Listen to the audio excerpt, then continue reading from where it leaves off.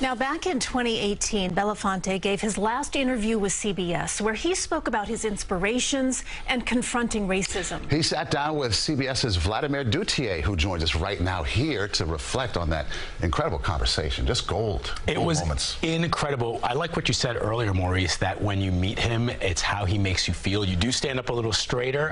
And in the photo that I took with him, he grabbed me like I was, a relative and hugged me. And you can see I'm smiling ear to ear to be in the presence of such greatness. Brings back feelings of warmth, right? Absolutely, because, he was a hero of mine, even going back to childhood.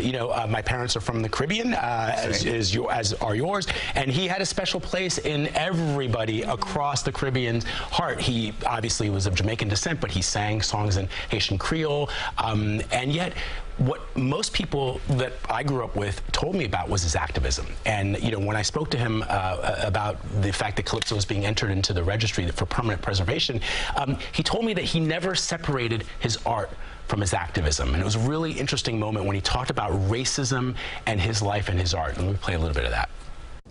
I realized very early on that beyond my art and my other sets of platforms, nothing was going to ever remove me from the permanent struggle of race. Never removing himself from the permanent struggle of race. And what was interesting about that moment is I was asking him about artists who are not willing to put it all on the line. They've got deals, they don't want to upset their sponsors, the people who pay their paychecks.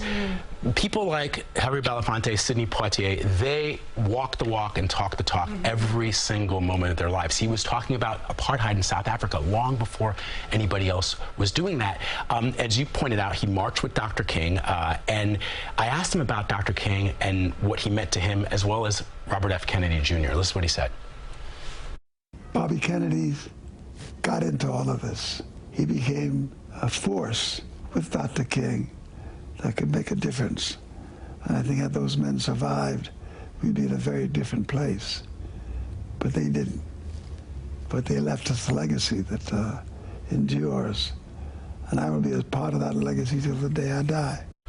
So true. It is. And at the end of the day, he idolized Paul Robeson, the towering figure of the Black Renaissance, and I told him that for the next generation, he was our Paul Robeson, and he paused, and that gave him pause, and he was very moved by that, and it was an incredible moment. And then he recorded a little video for my mother, because my mother loved him so much, and I just said, Mr. Belafonte, will you sing something for my mother? And he did. And he did it. I love that. People used to tell my dad he looked like Harry Belafonte. Is that why you look like Harry Belafonte? I say that. But I told him that he got a great laugh out of that. That's great. He was serious about everything. That. Right? Yeah, A little bit. That. Yeah, definitely. Well, I heard an interview with him earlier today, before we came on the air, and he talked about his activism and how history will prove on which side of the equation, he landed. And I think that that's so true, and we're talking about it here today. He landed on the right Remember side. this, guys, when in the mid-1960s, he was on a TV show with Petula Clark, the singer, and just the act of putting his hand on this woman outraged the censors and the sponsors and people, and he did not care. He was willing to lay it all on the line for his beliefs, and that's what he did every single day till the day he died. Yeah, clearly he meant what he was talking about. This was not a show. No. Vlad, thank you so much. Thank you. Really appreciate the reflections, and you're going to have much more tonight on the CBS Evening News. We're looking forward to that at 6:30.